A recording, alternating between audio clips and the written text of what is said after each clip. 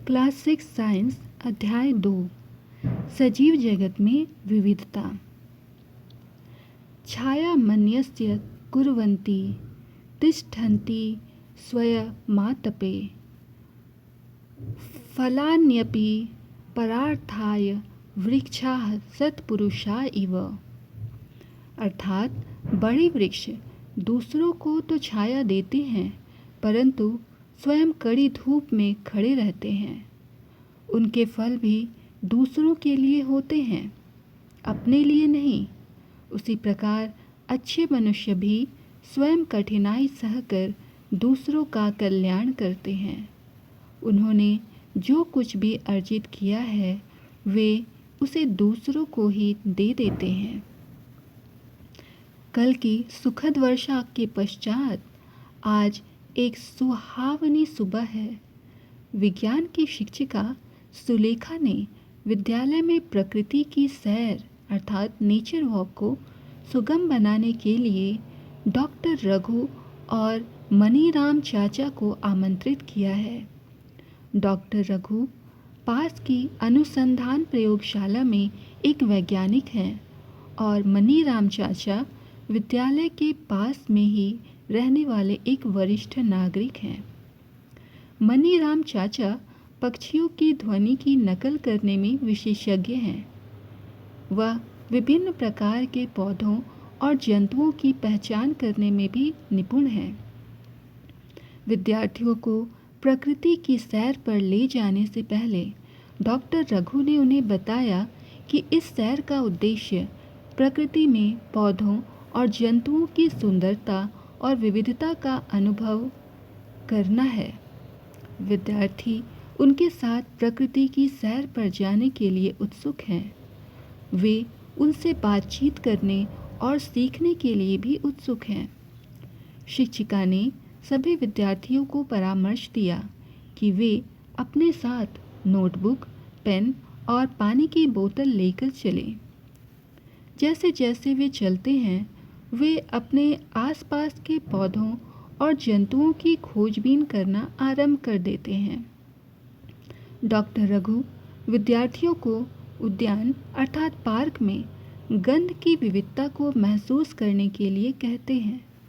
वे इस बात पर भी बल देते हैं कि हम सभी जीवित प्राणियों का सम्मान करें और उनसे छेड़छाड़ न करते हुए उनका अवलोकन करें।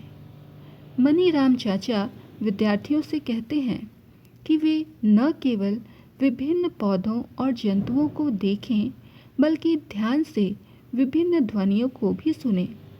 विद्यार्थी विभिन्न प्रकार के पौधे देखते हैं जिनमें घास, झाड़ियाँ और बड़े वृक्ष शामिल हैं। वे वृक्षों की शाखाओं पर बैठे विभिन्न प्रकार के पक्षियों, एक फूल से दूसरे फूल पर मंडराती तितलियों और एक वृक्ष से दूसरे वृक्ष पर कूदते बंदरों का भी अवलोकन करते हैं। वे अपने अवलोकनों को अपनी नोटबुक में अंकित करते हैं। डॉक्टर रघु और मनीराम चाचा से उनके बारे में चर्चा करते हैं। विद्यार्थी विभिन्न पक्षियों का कलरव अर्थात चहचहाहट सुनते हैं। डॉक्टर रघु बताते हैं कि प्रत्येक पक्षी की अपनी एक अलग पहचान, अलग चहचहाट होती है। यह प्रकृति में विविधता का एक उदाहरण है। डॉक्टर रघु मनीराम चाचा से कुछ पक्षियों की ध्वनियों की नकल करने का अनुरोध करते हैं। मनीराम चाचा विभिन्न पक्षियों की ध्वनियों की नकल करते हैं। उन्हें देखकर विद्यार्थी भी उनकी नकल करने लगते हैं। क्या आपने कभी अपने आसपास विद्यमान विभिन्न प्रकार के पौधों और जंतुओं का अवलोकन किया है?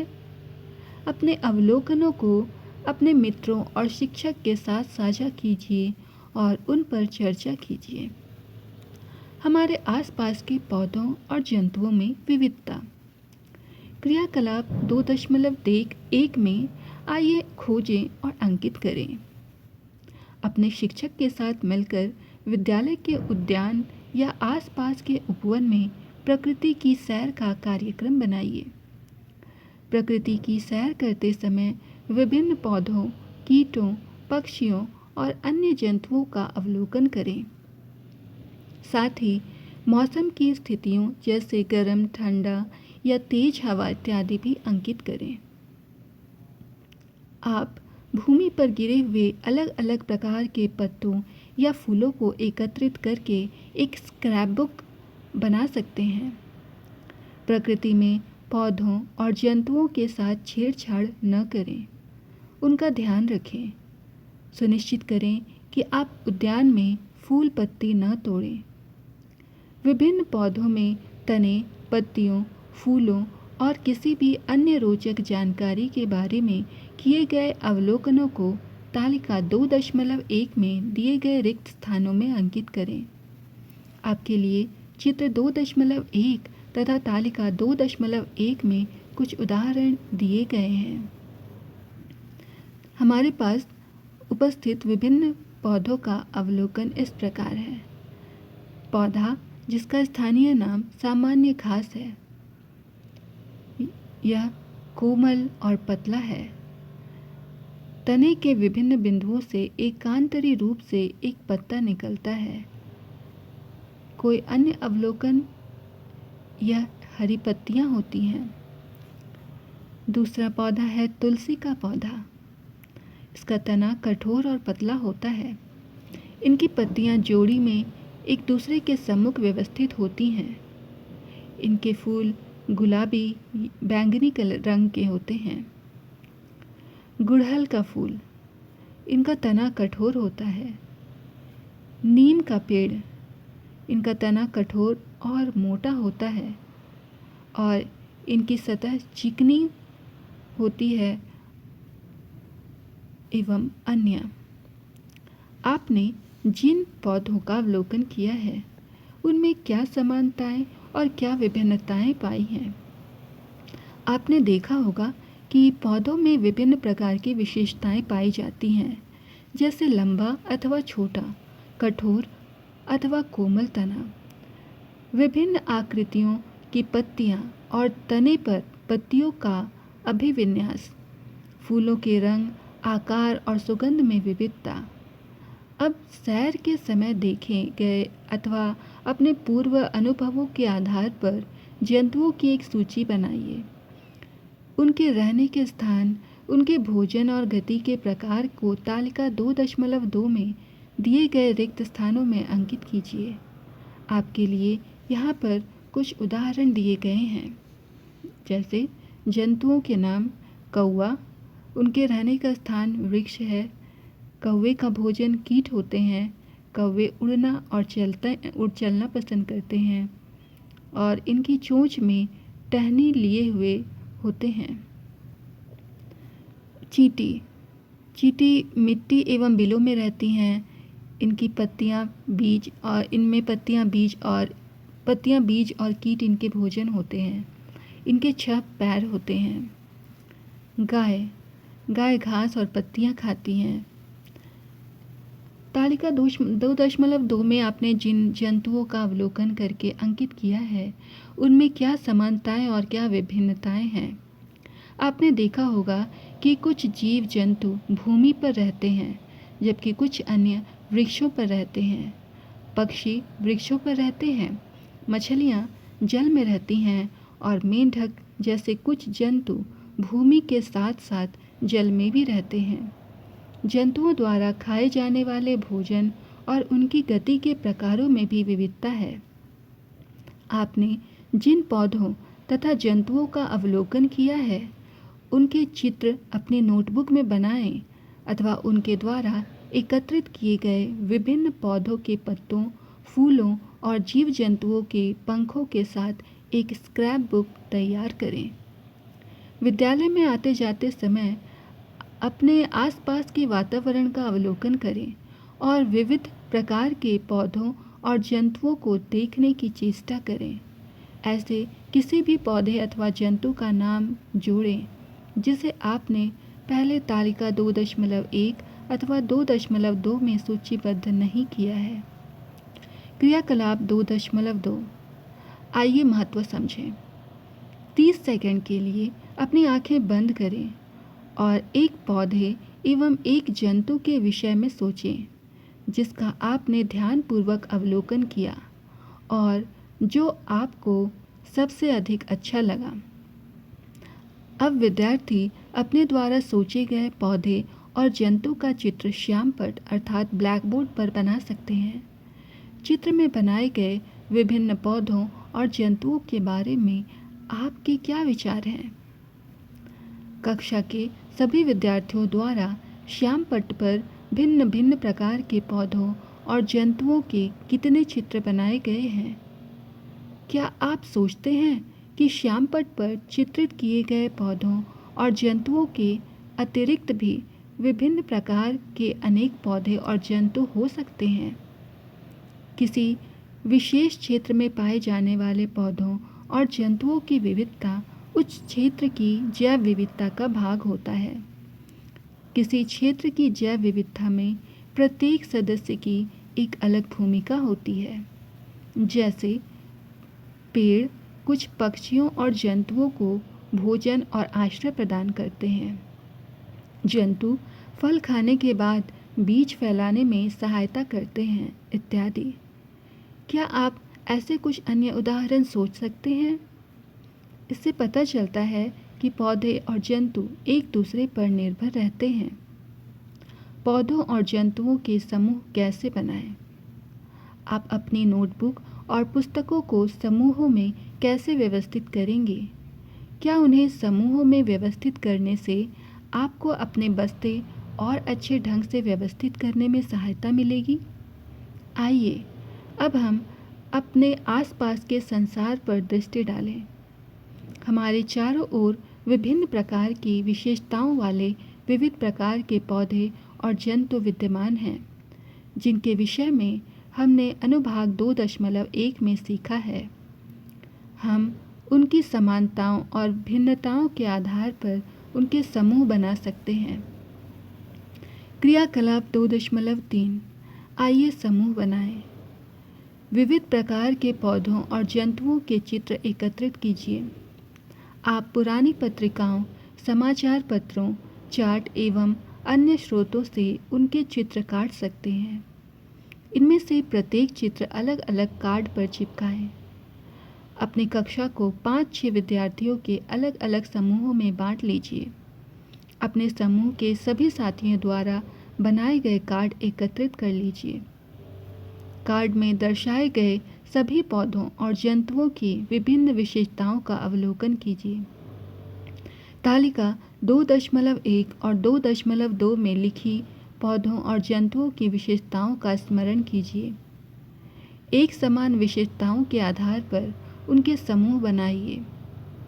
आपके द्वारा बनाए गए पौधों और जंतुओं के समूहों के आधार को कक्षा के अन्य समूहों के साथ साझा करें और उन पर चर्चा करें। आप यह देखकर आश्चर्यचकित होंगे कि विभिन्न समूहों द्वारा उपयोग किए गए आधार भिन्न हो सकते हैं। आपको क्या लगता है, इसके पीछे के कारण क्या हैं? हो सकता है कि विभिन्न विद्यार्थियों ने समूह बनाने के लिए भिन्न भिन्न सामान्य विशेषताओं का चुनाव किया हो। उदाहरण के लिए, कुछ विद्यार्थियों ने पौधों की ऊंचाई को समूह बनाने के आधार के रूप में चुना हो, जबकि हो सकता है कि अन्य ने पौधों के समूह बनाने के लिए फूलों की उपस्थिति अथवा अनुपस्थिति को आधार के रूप में चुना हो। संभवतः आपने जंतुओं की विविध विशेषताओं के आधार पर उनके समूह बनाए होंगे, जैसे वे क्या खाते हैं, वे कहाँ रहते हैं, वे किस रंग के होते हैं और वे कैसे चलते हैं। समूह बनाने का क्या महत्व है? समूह बनाने से पौधों और जंतुओं को उनकी समानताओं और विभिन्नताओं के आधार पर समझना और अध्ययन करना सरल हो जाता है। आप समूह बनाने के महत्व के विषय में अध्याय हमारे आसपास की सामग्री में और अधिक जानेंगे। पौधों के समूह कैसे बनाएं?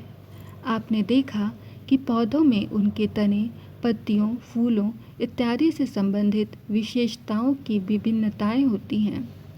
विभिन्न पौधों के तने मोटाई, ऊंचाई और कठोरता में भिन्न होते हैं, जबकि पत्तियां आकृति, रंग, आकार और व्यवस्था में भिन्न होती हैं। आपने पिछले क्रियाकलाप 2.3 में पौधों की उपर्युक्त किसी एक विशेषता के आधार पर पौधों का समूह बनाने का प्रयास किया।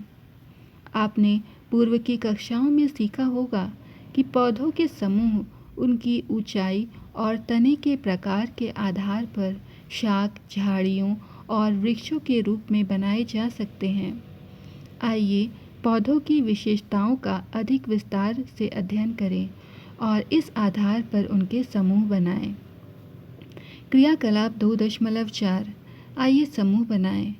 आइए कुछ अन्य रोचक अवलोकनों के लिए एक बार पुनः प्रकृति की सैर पर चलते हैं।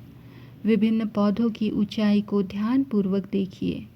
क्या ये सभी पौधे आपसे छोटे हैं या आपके बराबर ऊंचाई के हैं अथवा आपसे अधिक ऊंचे हैं? तने का रंग भूरा है या हरा? साथ ही उनके तनों को छूकर महसूस करें और उन्हें धीरे से मोड़ने का प्रयास करें। क्या आप सरलता से तने को मोड़ सकते हैं अथवा यह कठोर है? ध्यान रखें कि तना टूटे नहीं। यह भी देखें कि पौधों की शाखाएं कहाँ से निकलती हैं।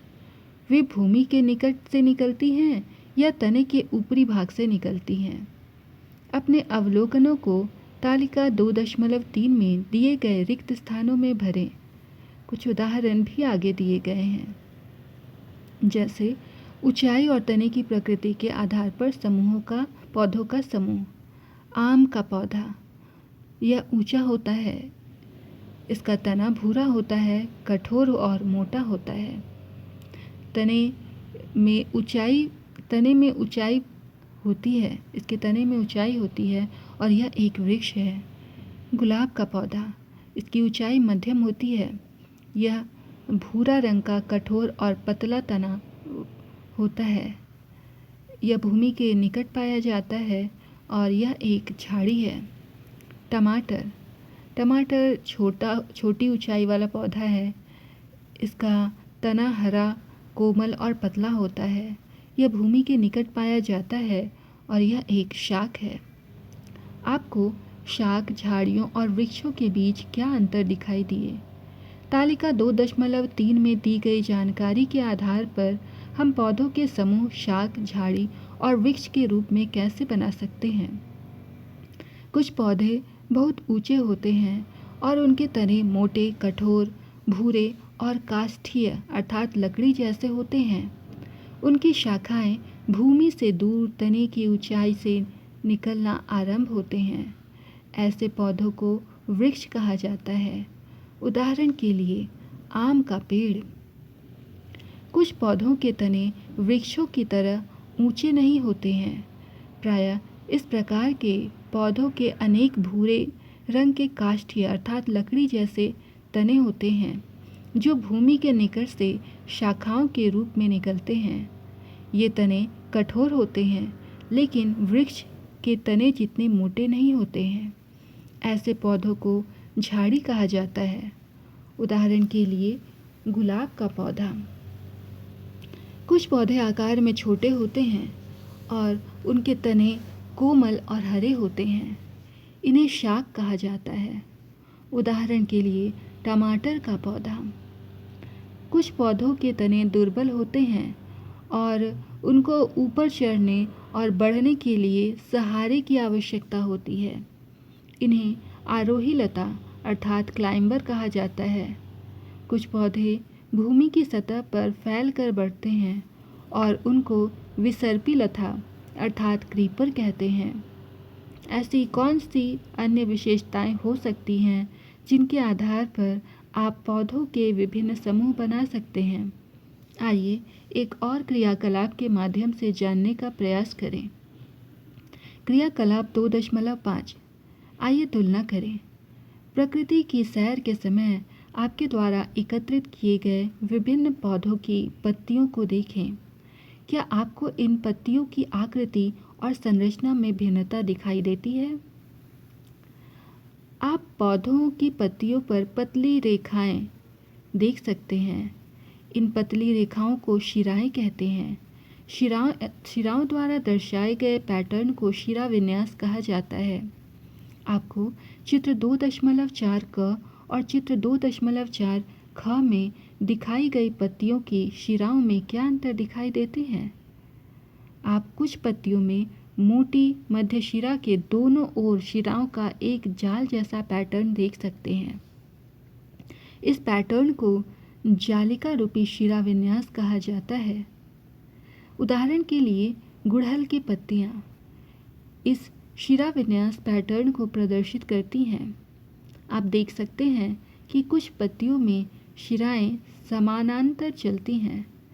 इस पैटर्न को समांतर शिरा विन्यास कहा जाता है। उदाहरण के लिए केले और घास की पत्तियां समांतर शिरा विन्यास को प्रदर्शित करती हैं। क्या आपको लगता है कि पत्तियों में पाए जाने वाले शिरा विन्यास के आधार पर पौधों के समूह बनाए जा सकते हैं? आइए अब पौधों की जड़ों के बारे में जानने का प्रयास अर्थात अन्वेषण करते हैं। क्या सभी पौधों में जड़ें होती हैं? क्या ये जड़ें एक जैसी होती हैं? क्रियाकलाप 2.6 आइए पता लगाएं। आप किसी ऐसे खुले मैदान में जाइए जहां जंगली शाक और घास उग रहे हों। इस अभ्यास के लिए आप छोटे शाकों का उपयोग कर सकते हैं। खुरपी की सहायता से जड़ों को हानि पहुंचाए बिना कुछ भिन्न प्रकार के शाकों को सावधानीपूर्वक खोदकर बाहर निकालें। शाकों को निकालने से पहले आप मिट्टी को गीला करके ढीला कर सकते हैं। जड़ों को पानी से धोएं और उनका अवलोकन करें। अवलोकन के पश्चात शाक को दोबारा लगाकर सुनिश्चित करें कि शाक लगातार जीवित रहें और वृद्धि करें। आपके द्वारा एकत्रित किए गए पौधों की जड़ों में क्या समानताएं और क्या विभिन्नताएं हैं? चित्र 2.5 क और चित्र 2.5 ख में प्रदर्शित पौधों की जड़ों में आप क्या भिन्नताएं देखते हैं? चित्र 2.5 क में सरसों के पौध की जड़ों का ध्यानपूर्वक अवलोकन करें।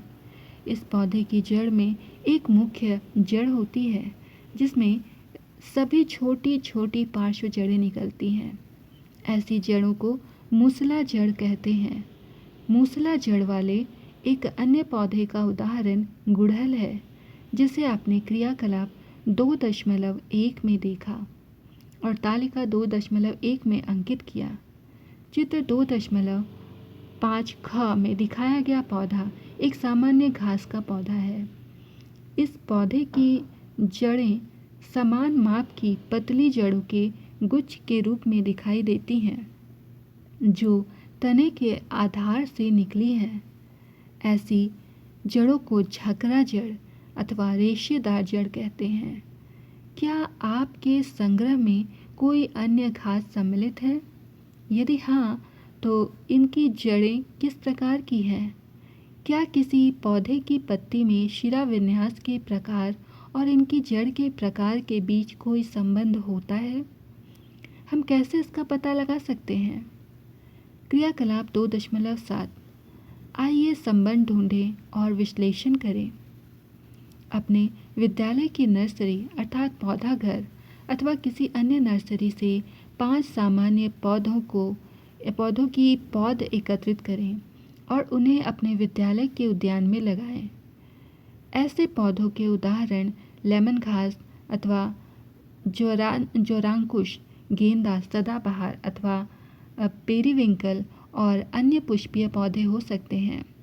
उन्हें लगाने से पहले उनकी जड़ों और पत्तियों के शिरा विन्यास का अवलोकन करें। अपने अवलोकनों को तालिका 2.4 में अंकित करें। पत्तियों के शिरा विन्यास और उनकी जड़ों के प्रकार। लेमन ग्रास की पत्तियां समांतर होती हैं और इनके जड़ झकरा जड़ अर्थात रेशेदार जड़ होते हैं। क्या आपको इन पौधों की पत्तियों के शिरा विन्यास और जड़ों के प्रकार के मध्य कोई संबंध दिखाई देता है? सदाबहार के पौधे में मूसला जड़ें और पत्तियों में जालिका रूपी शिरा विन्यास होता है। यह जानने की कोशिश करें कि क्या जालिका रूपी शिराविन्यास वाले अन्य पौधों में भी मूसला जड़ें होती हैं? दूसरी ओर लेमन घास के पौधों में झकरा जड़ें और पत्तियों में समांतर शिराविन्यास होता है। क्या अन्य पौधे जिनमें समांतर शिराविन्यास होता है उनमें भी झकरा जड़ें होती हैं? सामान्यतः जिन पौधों में जालिका रूपी शिराविन्यास होता है उनमें मूसला जड़ें होती हैं, जबकि जिनमें समांतर शिराविन्यास होता है उनमें झकरा जड़ें होती हैं। चने का पौधा मूसला जड़ और पत्तियों में जालिका रूपी शिराविन्यास का एक और उदाहरण है। गेहूं का पौधा झकरा जड़ें और पत्तियों में समांतर शिराविन्यास का उदाहरण है। क्या किसी पौधे के बीज जड़ के प्रकार और पत्ती के शिराविन्यास में परस्पर संबंध है? क्या सभी बीज एक जैसे होते हैं? क्रियाकलाप 2.8 आइए तुलना करें। चने और मक्का के कुछ बीजों को 2 या 3 दिन के लिए पानी में भिगोएं। चने के बीज का आवरण हटाकर बीजों की संरचना को देखें। अब चने और मक्का के बीजों की संरचना का अवलोकन करें। क्या वे समान हैं अथवा भिन्न हैं? आप देखेंगे कि चने के बीज अपने बीज आवरण के अंदर 2 भागों में विभक्त होते हैं। प्रत्येक भाग को बीज पत्र अर्थात कॉटिलेडन कहा जाता है। जिन पौधों के बीजों में 2 बीजपत्र होते हैं उन्हें द्विबीजपत्री अर्थात डाइकोटिलेडॉन्स या डाइकॉट कहा जाता है। मक्का के बीज में एक पतला बीजपत्र होता है। ऐसे बीज वाले पौधों को एक बीजपत्री अर्थात मोनोकोटिलेडॉन्स या मोनोकॉट कहा जाता है। आप पौधों में पत्ती के शिराविन्यास, जड़ों के प्रकार और बीजों में बीजपत्रों की संख्या में परस्पर क्या संबंध देखते हैं? द्विबीजपत्री पौधों में जालिका रूपी शिराविन्यास और मूसला जड़ तंत्र होता है, जबकि एक बीजपत्री पौधे में समांतर शिराविन्यास और झकड़ा जड़ तंत्र होता है। आपने पौधों के समूह बनाने के लिए उपयोग की जाने वाली कुछ विशेषताओं के विषय में पढ़ा है। आइए अब जंतुओं के समूह बनाने के विषय में समझते हैं। जंतुओं के समूह कैसे बनाएं? पौधों की भांति जंतु भी एक दूसरे से बहुत भिन्न होते हैं। क्या कभी आपने सोचा है कि हम इतने विविध प्रकार के जंतुओं के समूह कैसे बना सकते हैं? आप ऐसी कौन सी विशेषताओं के बारे में सोच सकते हैं जिनका उपयोग इनका समूह बनाने के लिए किया जा सकता है? आपने पहले ही क्रियाकलाप 2.3 में जंतुओं के समूह बनाने के लिए कुछ आधार निर्धारित किए हैं। आइए इनमें से कुछ पर विस्तार से चर्चा करें। क्रियाकलाप 2.9 आइए पता लगाएं। क्रियाकलाप 2.2 में कुछ जंतुओं की गति को अंकित किया है। आपने संभवतः यह भी देखा होगा कि अन्य जंतु किस प्रकार एक स्थान से दूसरे स्थान पर गति करते हैं। आइए जंतुओं में विभिन्न प्रकार की गतियों को जानने का प्रयास करें। चित्र 2.7 में अनेक जीव जंतुओं को दिखाया गया है। आप इस चित्र में स्वयं द्वारा देखे गए अन्य जंतुओं को भी इसमें जोड़कर विविध प्रकार के जीव जंतुओं का एक पोस्टर बना सकते हैं। चित्र 2.7 को देखकर यह बताने का प्रयास करें कि जंतुओं द्वारा गति के लिए शरीर के किस अंग का उपयोग किया जाता है।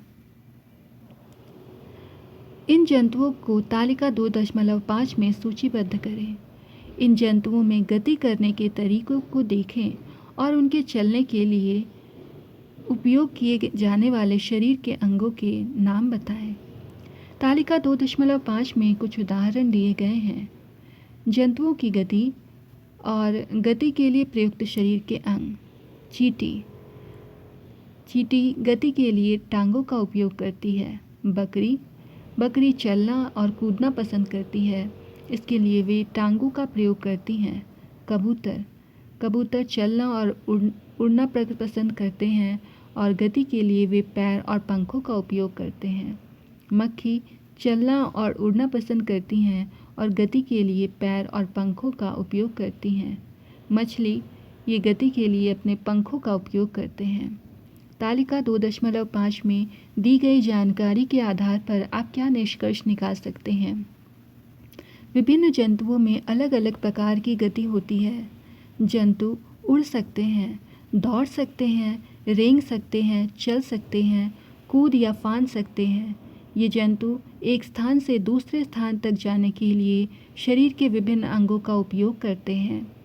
इनके पास पंख, पैर और दूसरे अंग हो सकते हैं जो इन्हें चलने में सहायता करते हैं। चित्र एवं तालिका के माध्यम से हमने गति के प्रकार और गति के लिए प्रयुक्त शरीर के अंगों के आधार पर जंतुओं को पहचाना। हम जंतुओं को उनकी गति के आधार पर समूहों में कैसे बांट सकते हैं? इसके अतिरिक्त अनेक जंतु आकृति, आकार, संरचना, रंग एवं अन्य विशेषताओं में एक दूसरे से भिन्न होते हैं। इनमें से कुछ विशेषताओं का उपयोग विभिन्न प्रकार के जंतुओं के समूह बनाने के लिए किया जा सकता है। पौधों की भांति ही जंतुओं के समूह बनाना उनकी विविधता को समझने के लिए महत्वपूर्ण है।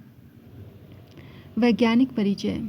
जानकी अम्माल 1897 से 1884 तक एक भारतीय वनस्पति शास्त्री थीं। जानकी अम्माल एक भारतीय वनस्पति शास्त्री थीं जो पर्यावरण संबंधी कार्यों के प्रति समर्पित थीं। उन्होंने भारत के पौधों की समृद्ध जैव विविधता का प्रलेखन और संरक्षण करने में सहायता की। उन्होंने साइलेंट वैली बचाओ आंदोलन में महत्वपूर्ण भूमिकाएं निभाई। भारतीय वनस्पति सर्वेक्षण प्रमुख के रूप में उन्होंने भारत में पौधों की विविधता का प्रलेखीकरण करने के लिए कार्यक्रमों की शुरुआत की। सफलता की कहानी। साइलेंट वैली बचाओ आंदोलन। यह केरल में पालक्काड जनपद के एक जंगल की वास्तविक कहानी है। यह अछूते, सुंदर, आर्द्र, सदाबहार जंगल और उनमें समृद्ध जैव विविधता को संरक्षित करने के विषय में है। प्रसिद्ध साइलेंट वैली और उन आम जनों द्वारा चलाए गए एक अद्वितीय आंदोलन द्वारा बचाया गया था जो जंगल के आसपास भी नहीं रहते थे। यह संघर्ष कुंतीपुड़ा नदी के समीप एक जल विद्युत बांध के प्रस्ताव के विरुद्ध 10 वर्षों तक जारी रहा। उस समय लोगों ने व्यापक जागरूकता कार्यक्रम, संपादक को पत्र, समाचार पत्रों में लेख, सेमिनार और अंत में न्यायालय में याचिकाएं और अपील सहित सभी संभव उपलब्ध साधनों का उपयोग किया। इस प्रकार यह आंदोलन साइलेंट वैली को बचाने में सफल रहा। विभिन्न परिवेश में पौधे और जंतु। संभवतः आपने प्रकृति की सैर के दौरान अवलोकन किया होगा कि विभिन्न जीव जंतु भिन्न भिन्न परिवेशों में रहते हैं। आपने तालिका 2.5 में जीव जंतुओं की गति भी अंकित की। क्या जंतुओं की गति उनके परिवेश पर निर्भर करती है? उदाहरण के रूप में हम मछली और बकरी को लेते हैं। मछली जल में रहती है। जल में गति करने के लिए उनके पास धारा रेखित अर्थात स्ट्रीमलाइंड शरीर और पंख होते हैं। बकरी घास वाले क्षेत्र में रहती है और टांगों की सहायता से चलती है। जंतुओं के आकार एवं आकृति भी एक दूसरे से भिन्न होते हैं। क्रियाकलाप 2.10। आइए तुलना और विश्लेषण करें। तालिका 2.6 को देखें और श्यामपट्ट पर उसके जैसी एक तालिका बनाएं। अब उन पौधों और जंतुओं के नाम की सूची बनाएं जिन्हें आप या आपके सहपाठियों ने तालिका में दिए गए स्थानों को देखा। आइए अथवा उनके द्वारा आप जानते हैं कुछ उदाहरण दिए गए हैं। आप और उदाहरण भी जोड़ सकते हैं। विभिन्न परिवेशों में पाए जाने वाले जंतु और पौधे। जैसे मरुस्थल में ऊंट पाया जाता है, पर्वतीय क्षेत्र में देवदार के वृक्ष पाए जाते हैं, महासागर में मछली पाई जाती है और जंगल में शेर पाए जाते हैं। विभिन्न क्षेत्रों में पाए जाने वाले जंतुओं और पौधों के संबंध में आपके क्या अवलोकन हैं? आपने अपने अवलोकनों पर सहपाठियों के साथ चर्चा करें। तालिका 2.6 में आप देख सकते हैं कि एक प्रकार के क्षेत्र में पाए जाने वाले पौधे एवं जंतु अन्य प्रकार के क्षेत्रों में पाए जाने वाले पौधों और जंतुओं से भिन्न होते हैं। कक्षा में चर्चा के दौरान एलेक्स को याद आया कि उसने राजस्थान के मरुस्थलों में मोटे और मांसल तने वाले नागफनी के पौधों को देखा था। माया बताती है कि उसने हिमाचल प्रदेश में हिमालयी क्षेत्र में देवदार के वृक्षों को देखा है। साथ ही उसने यह भी बताया कि ये वृक्ष शंक्वाकार होते हैं और इनकी शाखाएं लचीली और झुकी हुई होती हैं। यहाँ यह ध्यान देना आवश्यक है कि अलग अलग क्षेत्रों में पाए जाने वाले ये दोनों प्रकार के पौधे एक दूसरे से भिन्न होते हैं। आइए पता लगाते हैं कि ऐसा क्यों है। एक क्षेत्र की जैव विविधता अन्य क्षेत्रों की जैव विविधता से अलग क्यों होती है? मरुस्थलीय क्षेत्रों में बहुत कम जल उपलब्ध रहता है। शुष्क मरुस्थल दिन में अत्यधिक गर्म और रात्रि में अत्यधिक ठंडे होते हैं। इसलिए आपको इन क्षेत्रों में ऐसे पौधे और जंतु मिलेंगे जो दिन के समय अत्यधिक गर्मी और रात्रि के समय अत्यधिक ठंड वाली परिस्थितियों में रह सकते हैं। मरुस्थल में पाए जाने वाले पौधों के मांसल तने जल को संग्रहित कर सकते हैं और उन स्थानों की गर्म परिस्थितियों को सहन करने में पौधों की सहायता करते हैं। बहुत ठंडे पर्वतीय क्षेत्रों में प्रायः हिमपात होता है। ऐसी परिस्थितियों में जीवित रहने के लिए कुछ वृक्षों की बनावट ऐसी होती है कि उन पर बर्फ टिकती नहीं है, बल्कि आसानी से फिसल जाती हैं। देवदार के वृक्षों की शंक्वाकार आकृति और नीचे झुकी हुई शाखाएं उन्हें आसानी से ऐसा करने में सक्षम बनाती हैं। अब आप समझ गए होंगे कि विभिन्न स्थानों की जैव विविधता भिन्न परिस्थितियों के कारण एक दूसरे से बहुत अलग होती हैं। राजस्थान के गर्म मरुस्थल में ऊंट और लद्दाख के ठंडे मरुस्थल में ऊंट देखिए। इन दोनों जंतुओं में आपको क्या अंतर दिखाई देते हैं? इन अंतरों के कारण ऊँटों को क्या लाभ होते हैं? गर्म मरुस्थल के ऊँटों के पैर लंबे होते हैं और उनमें चौड़े खुर होते हैं। एलेक्स ने साझा किया कि उनकी दादी ने उसे बताया था कि ऊँट के लंबे पैर और चौड़े खुर ऊँटों को रेतीले मरुस्थल की रेत में बिना धंसे चलने में सहायता करते हैं। दूसरी ओर ठंडे मरुस्थल के ऊँटों की ऊंचाई और पैर गर्म मरुस्थल के ऊँटों की तुलना में छोटे होते हैं। ये छोटे पैर उन्हें ठंडे पहाड़ी मरुस्थलीय क्षेत्रों में आसानी से चलने में सक्षम बनाते हैं। मरुस्थलीय परिस्थितियों में भोजन सहजता से उपलब्ध नहीं होता। ऊँट अपने कुबड़ में भोजन संचित करते हैं।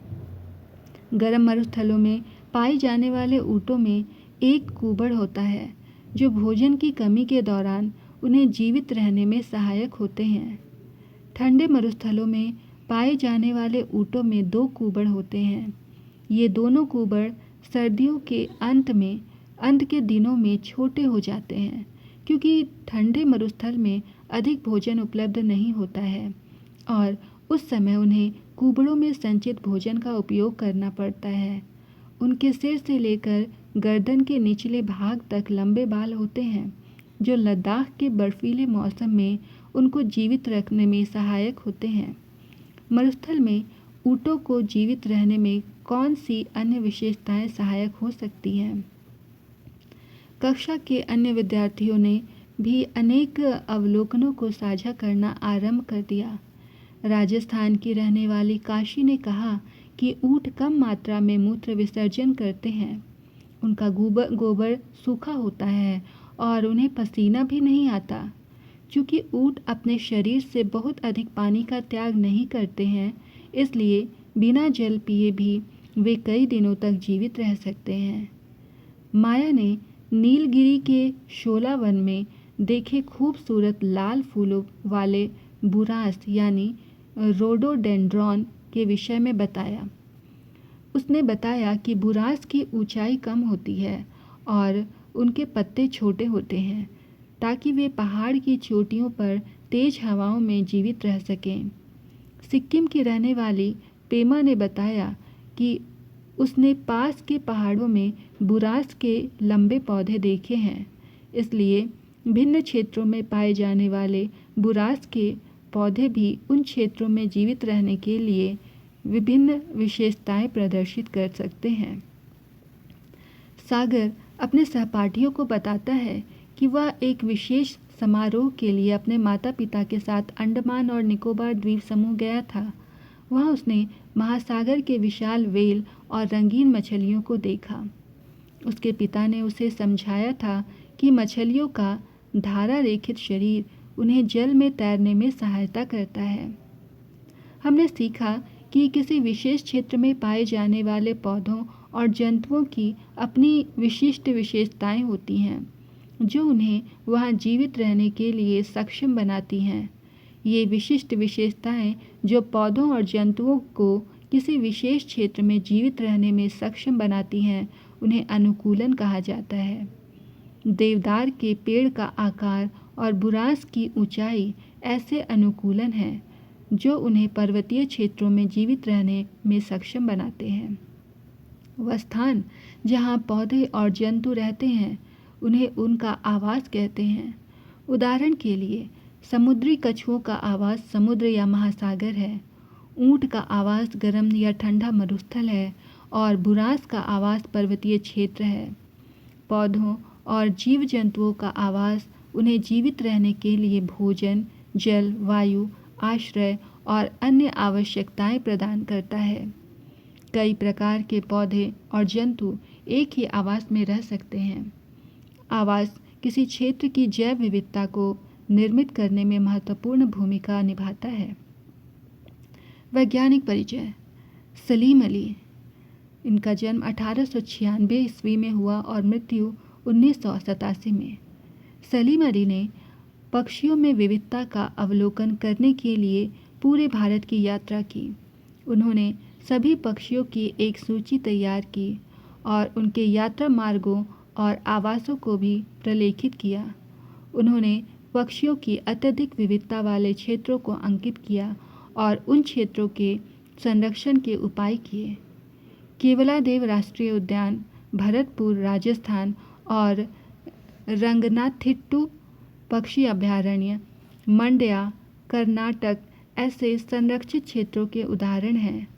उन्होंने भारतीय उपमहाद्वीप के पक्षियों पर 10 खंड की एक ऐतिहासिक पुस्तक श्रृंखला लिखी। उन्हें भारत का पक्षी पुरुष अर्थात बर्ड मैन ऑफ इंडिया के रूप में जाना जाता है। उनके योगदान के लिए उन्हें 1976 में पद्म विभूषण से सम्मानित किया गया। आप किन किन भिन्न विधियों के माध्यम से पौधों और जंतुओं के आवास के आधार पर उनके समूह बना सकते हैं? एक विधि तो यह है कि जो थल पर रहते हैं और जो जल में रहते हैं उनके आधार पर उनका समूह बनाया जाए। थल पर रहने वाले पौधों और जंतुओं के आवास को थलीय आवास कहते हैं। वन, घास के मैदान, मरुस्थल एवं पर्वतीय क्षेत्र थलीय आवास के कुछ उदाहरण हैं। जल में रहने वाले पौधों और जंतुओं के आवास को जलीय आवास कहते हैं। तालाब, झील, नदियाँ और महासागर जलीय आवास के कुछ उदाहरण हैं। मेंढक जैसे कुछ जंतु जल के साथ साथ थल पर भी रह सकते हैं। उन्हें उभयचर जंतु कहते हैं। यदि किसी पौधे या जंतु का आवास क्षतिग्रस्त हो जाए तो क्या होगा? यदि बकरी को खाने के लिए घास न मिले तो क्या होगा? क्या मछली बिना जल के जीवित रह सकती है? अपने माता पिता, दादा दादी और पड़ोसियों से उन पौधों, पक्षियों, कीटों अथवा ऐसे अन्य जंतुओं के बारे में जानें जिन्हें वे बचपन में प्रायः देखते थे लेकिन अब वे कम दिखाई देते हैं। ऐसे परिवर्तन तब होते हैं जब आवास नष्ट हो जाए। पौधों और जंतुओं के आवास की क्षति से वे अपने घर, भोजन और अन्य संसाधनों से वंचित हो जाते हैं। इससे जैव विविधता को हानि होती है।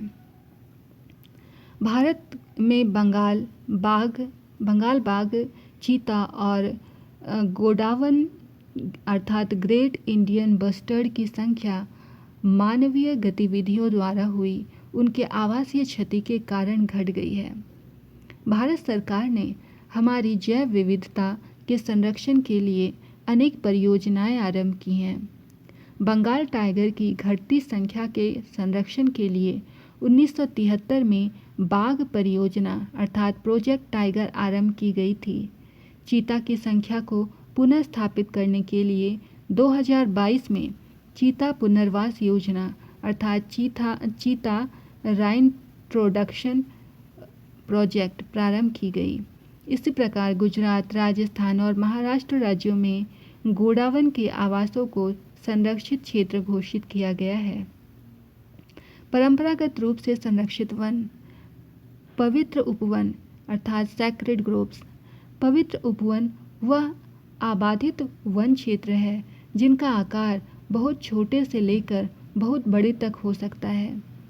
पवित्र उपवन पूरे भारत में पाए जाते हैं।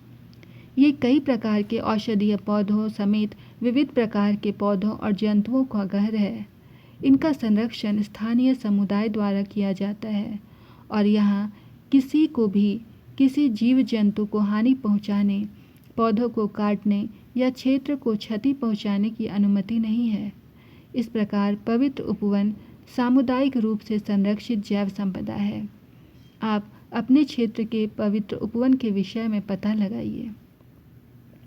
हमें अपने ग्रह को जीवन से परिपूर्ण बनाए रखने के लिए जैव विविधता की रक्षा करने की आवश्यकता होती है ताकि पौधे एवं जंतु बचे रह सकें और फलते फूलते रहें।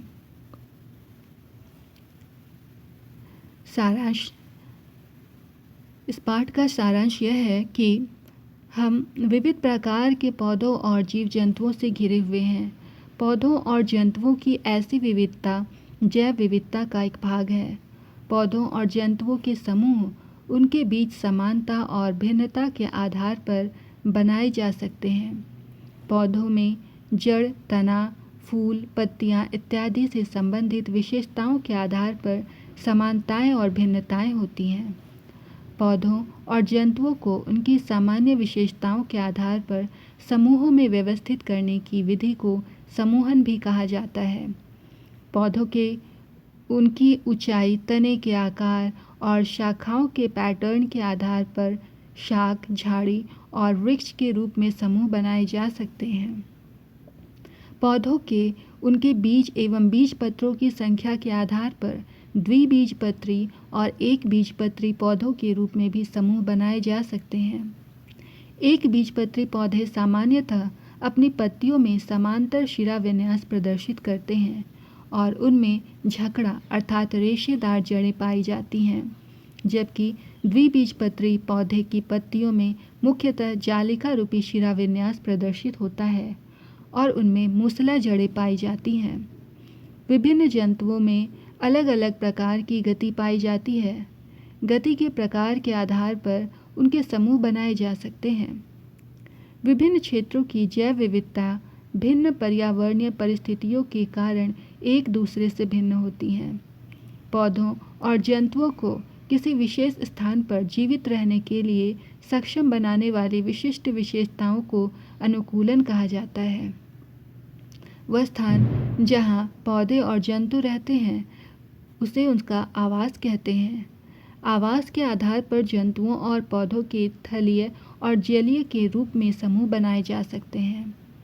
आवास की क्षति से जैव विविधता को हानि होती है क्योंकि पौधे और जंतु अपने निवास, भोजन और अन्य संसाधनों से वंचित हो जाते हैं। हमें अपने ग्रह और जीवन से परिपूर्ण बनाए रखने के लिए जैव विविधता की रक्षा करनी चाहिए ताकि पौधे एवं जंतु बचे रह सकें और फलते फूलते रह सकें। आइए कुछ और सीखें। यहाँ 2 प्रकार के बीज दिए गए हैं। आप इनके पौधों की जड़ों और पत्तियों के शिरा विन्यास में क्या अंतर पाते हैं? दूसरा, नीचे कुछ जंतुओं के नाम लिखे हुए हैं। उनके आवास के आधार पर समूह बनाएं।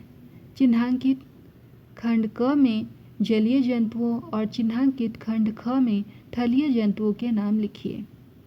खंड ग में दोनों आवासों में रहने वाले जंतुओं के नाम लिखिए, जैसे घोड़ा, डॉल्फिन, मेंढक, भेड़, मगरमच्छ, गिलहरी, व्हेल, केचुआ, कबूतर, कछुआ। तीसरा, मनु की माँ की एक शाक वाटिका अर्थात किचन गार्डन है। एक दिन वह मिट्टी से मूली उखाड़ रही थी। उन्होंने मनु को बताया कि मूली एक प्रकार की जड़ है। एक मूली को सावधानी पूर्वक देखें और लिखें कि वह किस प्रकार की जड़ है। मूली के पौधे की पत्तियों को आपने किस प्रकार का शिराविन्यास देखा होगा। प्रश्न 4, नीचे दिए गए चित्रों में पर्वतीय बकरी और मैदानों में पाई जाने वाली बकरी को देखें। उनके बीच समानताएं और अंतर बताएं। साथ ही यह भी बताएं कि इन अंतरों के क्या कारण हैं। प्रश्न 5, पाठ में चर्चा की गई विशेषताओं के अतिरिक्त किन अन्य विशेषता के आधार पर निम्नलिखित जंतुओं को 2 समूह में बनाएं, जैसे गाय, तिलचट्टा, कबूतर, चमगादड़, व्हेल, कछुआ, मछली, टिड्डा, छिपकली। प्रश्न 6, जनसंख्या के बढ़ने और मनुष्यों द्वारा अधिक सुविधाजनक जीवन की चाह में विभिन्न आवश्यकताओं की पूर्ति के लिए वनों की कटाई की जा रही है। यह हमारे आसपास के परिवेश को कैसे प्रभावित कर सकता है? आपके विचार से हम इस चुनौती का निदान कैसे कर सकते हैं? प्रश्न 7, फ्लो चार्ट का विश्लेषण करें। इसमें क और ख में कौन से उदाहरण हो सकते हैं? जैसे है यहाँ कौवा, क्या इसमें पत्तियाँ हैं? क्या इसमें जालिका रूपी शिराविन्यास है? हाँ या ना? प्रश्न 8, राज अपने मित्र संजय से तर्क करता है कि गुड़हल का पौधा एक झाड़ी है। संजय इसके स्पष्टीकरण के लिए कौन से प्रश्न पूछ सकता है? प्रश्न 9, तालिका में कुछ आंकड़े दिए गए हैं। आंकड़ों के समूह के आधार पर इन पौधों के उदाहरण का पता लगाइए। द्विबीजपत्री, एक बीजपत्री के जड़ मूसलाधार, द्विबीजपत्री की जड़ मूसला होती है, एक बीजपत्री की जड़ झगड़ा होती है। उदाहरण बदलाना है। समूह क और ख के पौधों में क्या समानताएं हैं? समूह ख के पौधों में और क्या समानताएं हैं? प्रश्न 10, नीचे दिए गए चित्र में बत्तख के नामांकित भाग को देखें। बत्तख के पंजों में अन्य पक्षियों की तुलना में आपको क्या भिन्नता दिखाई देती है? बत्तख अपने इस भाग का उपयोग करके कौन सी गतिविधि करने में सक्षम होगी? और भी सीखें। एक भारतीय वैज्ञानिक वन्य जीव विज्ञानी के बारे में पढ़ें जो भारत की जैव विविधता के संरक्षण की दिशा में काम कर रहे हैं। इस पर एक संक्षिप्त रिपोर्ट बनाएं। भारत में जैव विविधता के प्रति दिव्या मुदप्पा, उषा लाचुंगपा, गजाला शाहबुद्दीन, नंदिनी वेलोह, विद्या अथ्रेया, उमा रामाकृष्णन और दिव्या कर्नाड के योगदान के बारे में पता कीजिए। इनमें से किन्हीं 3 के द्वारा किए गए कार्यों का एक प्रतिवेदन तैयार करें। अपने विद्यालय में पौधों और वृक्षों को उनके स्थानीय नामों से चिन्हित करें। इसके लिए अपने शिक्षक अथवा माली की सहायता लें। अपनी नोटबुक में इन पेड़ पौधों की सूची बनाएं। अपने शिक्षक की सहायता से क्षेत्र भ्रमण या प्रकृति की सैर की योजना बनाएं। अपने अवलोकन अंकित करें।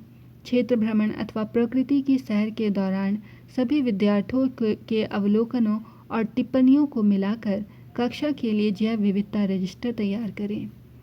हमारी जैव विविधता की रक्षा के लिए भारत में प्रारंभ की गई बाघ परियोजना अर्थात प्रोजेक्ट टाइगर और इसी प्रकार की अन्य परियोजनाओं के बारे में पता करें। अपनी कक्षा के लिए एक प्रस्तुति अर्थात प्रेजेंटेशन तैयार करें। अपनी कक्षा को 6 विद्यार्थियों के समूहों में बांट लें। कक्षा में इस पर चर्चा प्रारंभ करें कि आप अपने आसपास की जैव विविधता की रक्षा कैसे कर सकते हैं। सभी समूहों के सदस्यों द्वारा दिए गए सुझावों को सम्मिलित करते हुए एक समूहवार रिपोर्ट तैयार करें। अपने परिवार या पड़ोस के वृद्धजनों से बातचीत कर विभिन्न प्रकार के ऐसे पौधों और जंतुओं के विषय में जानकारी प्राप्त करें जिन्हें वे वर्तमान में देखते हैं परंतु पहले नहीं देखते थे, अथवा जिनको वे पहले देखते थे पर अब नहीं देखते हैं। इन पौधों और जंतुओं के चित्र एकत्रित करें और उन्हें एक स्क्रैपबुक में चिपकाएं। अपने शिक्षक से उनके बारे में और अधिक जानकारी प्राप्त करें। धन्यवाद।